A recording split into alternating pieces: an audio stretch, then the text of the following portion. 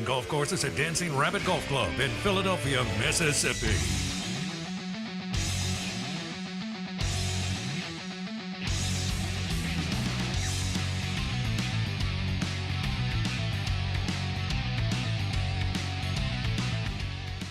And your SEC Insider hit this morning is brought to you by Boar's Head. That's right. Boar's Head meats, cheeses, and hummus for game day. Putting together that game day tray or charcuterie board, you can find it. Boar's Head. Any grocery store that you're shopping at, they'll have it.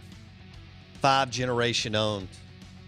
Since 1905, Boar's Head. It's for game day. Live in the Bank Plus studio, ESPN 105.9 The Zone. The Out of Bounds show is also powered by RPT and Rick's Pro Truck.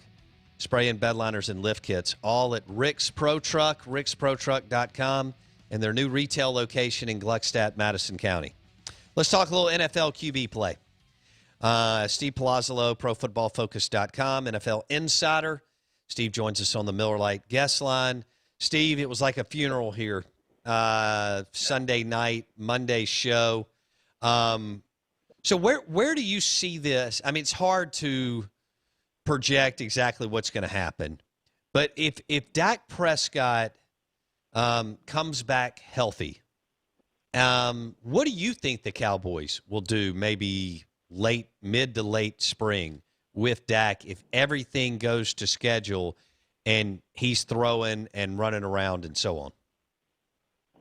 Yeah, first off, my condolences. I'm sad for you guys. I'm sad for everybody that, Dak he's fun to watch. He's great to watch play. And I think part of what's going to happen is going to stem from the reaction that everybody had, just how upset people across the league were, the respect that Dak has been given, the respect of his teammates. A lot of that stuff matters. And I think ultimately, I think Dallas is going to try to lock him up long term, and they're going to come to an agreement. I don't know if Dak will have to have some kind of concession on his end financially, if instead of breaking records from or getting up in Mahomes territory or anything, if he's got to make some concessions there. But I think ultimately Dallas wants him there. They're going to find out. They're going to come through and say, look, we want you to be our guy going forward. I think the tricky part is because they do have a nice system and Andy Dalton's a solid player, I think Dalton might produce a little bit. And I just don't know if Dallas is going to turn that around and say, hey, look, Andy Dalton did some nice stuff, as well, and kind of use that as leverage against them. We'll see. That still has to happen. But I think ultimately they want Dak to be their guy going forward. So if he does come back healthy, it sounds like you have a lot of confidence that something will get done. If it doesn't, it looks to me like, there will be several openings around the league, Steve. The Saints, we're not sure what the Falcons want to do. We're not really sure what the Broncos want to do, what the 49ers want to do with Garoppolo. Who knows if the Patriots will move off Cam. You don't want him at the Jets. But kind of just walk our listeners through maybe 1 or 2, 3 max scenarios that could also play out, Steve? Yeah, I think all that you mentioned were interesting. I think the Bears are very much in play. The Jaguars are in play because they might be in a Trevor Lawrence, Justin Fields mix. But it's a fascinating time around the NFL because I always talk about this, right? 6-7 years ago, I think we always used the Andy Dalton rule, ironically, where if you had a quarterback worse than Andy Dalton, you were looking for the next guy. But if you had a guy better than Andy Dalton, you felt like you can win with him. And he was kind of that middle-tier quarterback. I do feel like right now in the NFL, there are a lot more Andy Dalton caliber players around the league. You might, in the right system, Sam Darnold could probably succeed, and Jameis Winston and Marcus Mariota, guys that aren't even starters, or guys like Darnold that are young. So there are a lot of quarterbacks around the league. Now, that said, there's also the Bradys and Breezes and Phillip Rivers of the Colts would be in play as well because Rivers is on a one-year deal. Yeah, so I think that's part of – here's how Dallas has to look at this, right? It's like the first thing I said, that there are a lot of at least solid quarterbacks around the league. Do you say, I want that solid quarterback but at a lesser price and, build the team around him, or do I keep Dak, pay him the money, and keep him from all these other teams? Because there will be a bidding war among all those teams, the Saints, the Patriots would absolutely be in the mix because they haven't locked Cam up long term. I don't know if they will before the end of the season.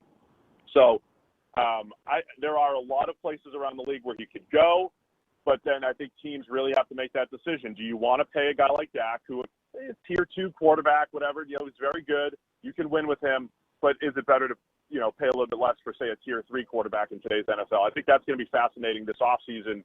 But if Dak's a free agent, there's a massive market for his services. There's no doubt. Steve Palazzolo, NFL insider on the Miller Lite guest line. You just said, all right, so Dak is tier 2 and really good, but he's not in that elite. That's fine. You can win games, have a great career, even win a Super Bowl maybe if things line up. What does an elite head coach / offensive mind do for his game? I mean, how much more, like a Sean Payton, Steve, if they were to partner up? Yeah, so I know you guys don't always love the play calling there right now, but I do think, I've called Dak a tier 3 quarterback in front of you guys before. Maybe I've elevated him a little bit since that point. But I think if you take a look at Dak's career at a macro level, he was excellent as a rookie. 17 and 18, though, he wasn't great. He was okay. He was only ranked 19th, 20th in our PFF grades, which, again, isolate the quarterback from everything around him.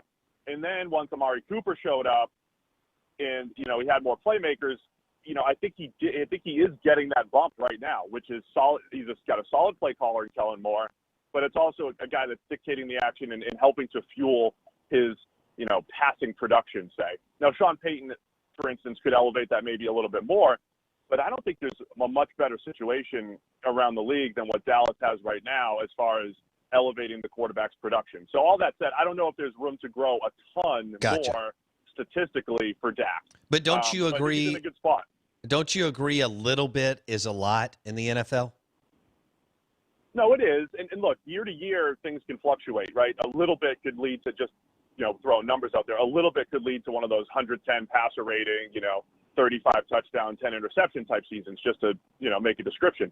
But that doesn't necessarily change the quality of Dak as a quarterback, right? It's knowing that on the fringes there, who you're throwing to and who's calling the plays is going to elevate or, maybe bring your stats down just a little bit. But overall, I think since Amari Cooper has showed up, Dak has been on the positive end of that. He's been in a place that is elevating his stats, his play, and his ability to make plays down the field. ProFootballFocus.com, Steve Palazzolo, NFL insider on the Out of Bounds show. Blake? Yes, Steve, I have a question. So everybody's really hung up on, can you pay Dak all this money? But we've seen other quarterbacks who are statistically similar or maybe even worse get paid a bunch of money. Sometimes it hurts their team, sometimes it doesn't. We always talk about the running back contract that hurts your team, so to speak.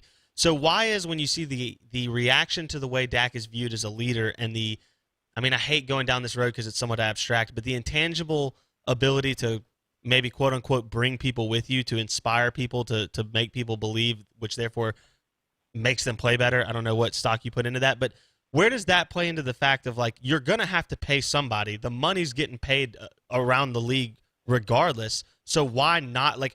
You might find someone who's tangibly on the field somewhat similar, but what if their locker room presence isn't the same? What if they don't inspire your team, bring you, aren't you losing something by taking someone for a little bit less value if they don't bring the off the field aspects that Dak clearly does, given the response to what happened Sunday?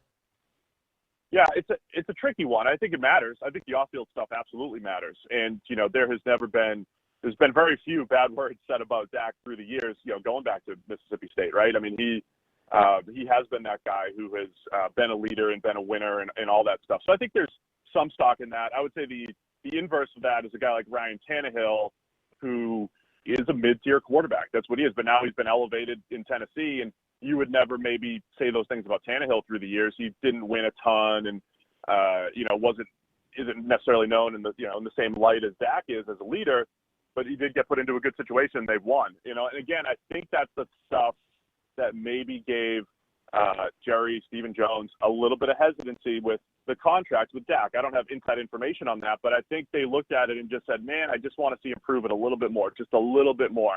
And I think they did look around the league and say the Ryan Tannehills of the world. There's a lot of those guys. Do we do we want to pay Dak top 3 money, or would we rather pay someone else top 15 money? Because, yeah, you can deploy those resources elsewhere. Ultimately, though, paying the quarterback, if he's good, is well worth it. You will get your money back because it is the most important position in football. It does dictate wins and losses more than any other position. So, again, I think they'll get there with Dak, but I think part of their hesitancy was looking at the rest of the league and what some other quarterbacks have been able to do at that mid-tier level. This is going to be fascinating to see. First and foremost, hopefully he's healthy and comes back, and then kind of what all shakes out. Blake, you got one more? Yeah, is there any value, especially for a franchise like the Cowboys, who you saw it pre-Romo and then right kind of in that weird Romo injury year, they kind of lucked into a guy like Dak who then they had consistency with, even though he went down a little bit in a couple seasons. For 4 years, you've really had consistent, top 3 wins in the league since he came in. Is there value for the Cowboys to say, we've got McCarthy, we're going to run with this moving forward? There's value in not making a change at the quarterback position, even though, because you're probably not upgrading at a level that you're not getting a Mahomes, Wilson, Rodgers, something like that. You'd be going either equilaterally or down a little bit in who you bring in. So is there value in just saying, hey, even though Dak's not the greatest, there's continuity and there's ability to keep the same group moving forward over a 3 to 4 year period? Yeah, for sure. There's a ton of value in continuity, and I look at it as just it's a known commodity, right? If you did bring in, say, a Ryan Tannehill caliber player, he's somewhat known too, but you're trying to take the marginal difference between Dak and Tannehill and just hoping that you can fill in the rest and make up that difference. There is value in knowing what you have in Dak. There's value in knowing what you have in him versus, say, if they had a shot at Justin Fields maybe they lose the rest of their games and they have a Justin Fields opportunity. There's still, I would take that shot just because there is that potential that guy could be a top 8 quarterback on a rookie contract. But at the same time, knowing what you get is valuable. And you know what you're going to get from Dak. You're going to get solid, good play that you can win with, that you can produce with, assuming you put the supporting cast around him like I think they have. So, yeah, I think there's definitely value in knowing what you have in a Dak. All right, let's move to Steve Palazzolo, NFL insider on the Out of Bounds show. Aaron Rodgers against Tom Brady this weekend. I love it. It is really good. All right, the game's at Tampa, which is fine. It could be sunshine and 78 degrees. But tell me what you see with this matchup, Rodgers and Brady, this weekend. So I see Rodgers playing at a ridiculous level right now, best level he's played at since probably 2014. He's doing everything well. And he also, we talked about supporting cast plenty. Matt LaFleur is just doing a great job of putting Rodgers in position to succeed. They're using motion a ton. They're scheming guys open. They're using their personnel. They've got running backs running open up the seam, and Rodgers is finding him. Everything that they're doing through their 4 games has just been fantastic. I would say Brady has been far better than the stats would indicate, and I think their offense is actually doing – it's a little bit more boom or bust. Bruce Arians loves to throw the ball down the field, and Brady's been really good throwing the ball down the field, but they're relying on that too much. So I don't think there's enough of the quote-unquote easy stuff, the underneath stuff, in that offense right now in Tampa Bay. I think they need to figure that out, which is a little bit more of blending Brady and Arians and their style. And I think for the Packers, I just want to see if they can keep this up. This is way better than they were producing last year, both Rodgers and that offense. Can they sustain that through the year? But I think Rodgers playing it at as high of a level as we've seen in the last 4 or 5 years from him. And then with Brady, even at 43, he's capable. He's more limited than he was a few years ago, but, man, he's still playing like one of the better quarterbacks in the league. So this should be a great matchup. Who is going to win the NFC South? I would still lean the Saints. I think they've got the best overall team. I think the coaching, again, like Tampa Bay, I love Brady.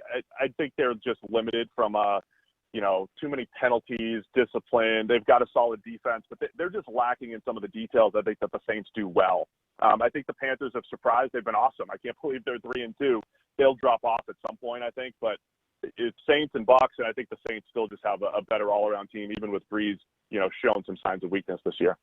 Steve Palazzolo on the Out of Bounds show. ESPN 105.9 The Zone. He joins us on the Miller Lite guest line. Blake? Yeah, Steve, just staying on the quarterback trend. Obviously, Joe Burrow was the hot name coming out of LSU, number 1 pick. He goes back home to Cincinnati. The Bengals have, I mean, honestly, he's had them in games that they maybe shouldn't have been in, and his offensive line's garbage. Yeah, they were close to winning a couple. The A.J. Green push-off pass interference, they would have won that game. But then also Justin Herbert, the last couple weeks, has just been lights out. The deep ball, you sit there and go, Oregon, what were you doing? You made him look average, and he looks fantastic through 3 weeks.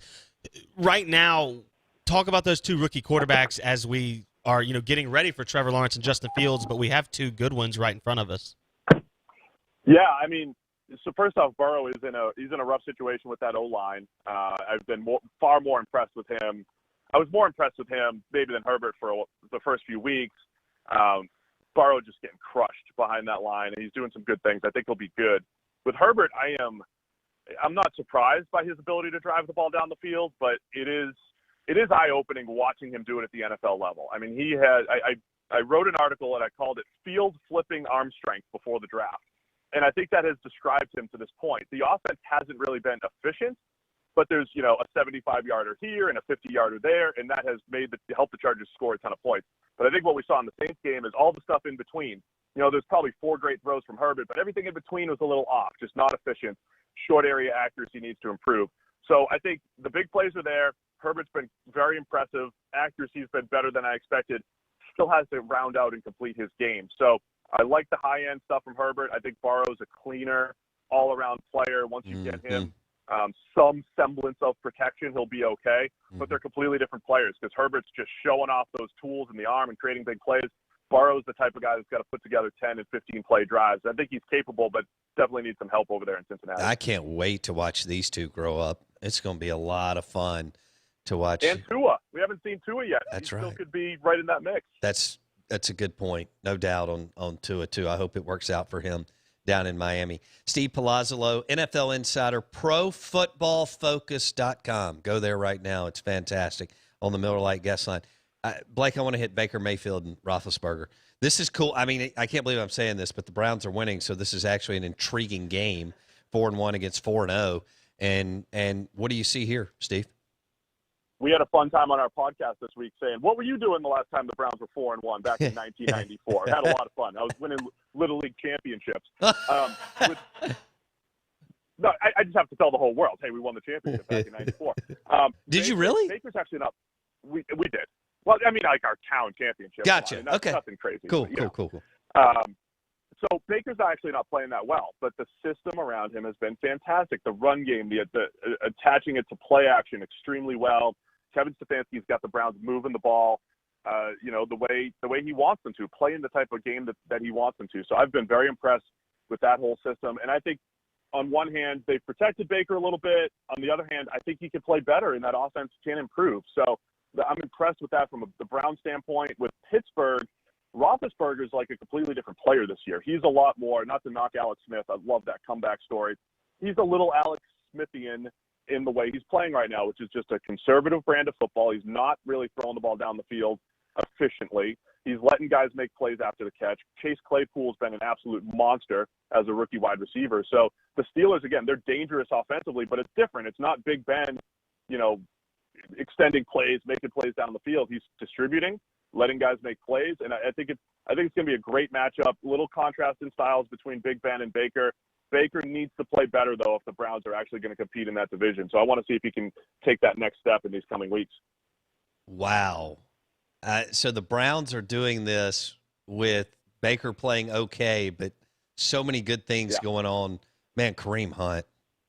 I mean, they've got some players. Blake, is there one you want to hit? Yeah, Steve, when do we start the A.J. Brown Hall of Fame campaign? Oh, there we go. Oh, not DK? Well, you want DK in the Hall of Fame first? I think they both can. I mean, I'm surprised that AJ has struggled with injuries before DK. That's, I guess, just having watched them both in college. But AJ Brown looks like a guy that can do everything, and DK is blossoming into that guy. Obviously, DK down the field is untouchable. I mean, I don't think he can be stopped unless he just fumbles on the goal line. But AJ Brown with Tennessee has looked, and that's with Ryan Tannehill in a run-based offense that is not. I mean, Seattle's not dynamic, but you have Russell Wilson, so. Yeah, we have them both 1 and 2 as receivers coming out, and I think they're both special. I think with Brown, he definitely is a lot more.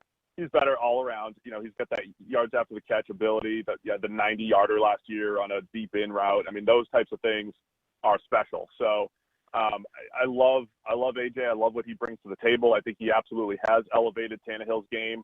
And I think when you look at him and DK, it's like, man, how are we going to defend these guys this week? Which cornerback are you going to put on them? The Vikings had to put Cameron Dantzler, right, who's like, 6'4", $180 on DK. It looked ridiculous, and it ended up ridiculous the other night too. So, yeah, both guys are so difficult to cover, and I think with DK, you start to see his game blossoming. Yeah, A.J. Brown's better all around, but DK is running a few more routes, doing things a little bit differently, and he's got Russ throwing him the ball. So I think both guys are, on their way to just being really special. It's interesting there that Cameron Dantzler is a rookie from Mississippi State. So that was who was matched up. Well, I guess you could say matched up on DK Metcalf. If you're ranking quarterbacks right now, are you still Mahomes then Russell, or Russell then Mahomes, or Aaron's there? Where are you with those three? I mean, if we're just looking at this year, Rodgers and Wilson are they're at a different level. Mahomes he's not playing great so far this year. I think if you're just looking at a big picture level, I still put Mahomes number one. If I'm starting a team today, he'd be the guy. But I think that's the nature of quarterback play, right? I mean, there's very few times in history where there's been a clear number one quarterback who has always played the best, better than everyone else. That stuff fluctuates a little bit. So this year, right now, Rodgers and Wilson are at a completely different level from everybody else in the league, but I expect Mahomes to get back to that level. We're going to leave it there. Steve Palazzolo, ProFootballFocus.com, NFL Insider on the Miller Lite guest line. Have a great weekend, buddy. We'll talk next week. Sounds good. Thanks a lot, guys. Appreciate it. See you, man. All right, so Palazzolo, man, I thought those 10 minutes on Dak were really good. Yeah. He actually joked with me when he picked up the phone. I was like, how's it going, Steve? He's like, good. He was like, I was wondering if you guys were going to call me or if I was getting canceled for the season since Dak got hurt. I said, well, I thought about it. I didn't really want to talk to you this week, but I figured. We discussed this. I'm shifting my NFL. The commitment that I made to Dak and the Cowboys it was a commitment that I've never made on Sundays. Yeah. And so I am going to shift back to a more casual commitment, and the Red Zone and I are going to dance. But if I want to go out on a boat ride, light a cigar from Havana Smoke Shop, and for 30 minutes, I'm not going to be worried about missing the game, being away from the TV. I get it. I wanted to watch every snap of Dak. Yeah. Hopefully Jerry Jones understands the impact that's going on around the league from – as Kyle Brandt. Palazzolo doesn't even have a dog in the hunt, and he said locker room. This young man, he's just off the charts. Yeah, Kyle Brandt said it yesterday on Good Morning Football. We can drop that audio again later, but it's the Cowboys quarterback. It's just a different thing. It is. You can even tell with Steve, and he has no dog in the hunt. I mean, he's an Ohio dude. All right, the Out of Bounds Show is brought to you by Mississippi Sports Medicine and Orthopedic Center and Independent Roofing Systems. That is your commercial roofing company, Independent Roofing, with jobs like Pearl River Resort, Nissan, and the Beau Rivage. Independent Roofing. We'll be back in a minute.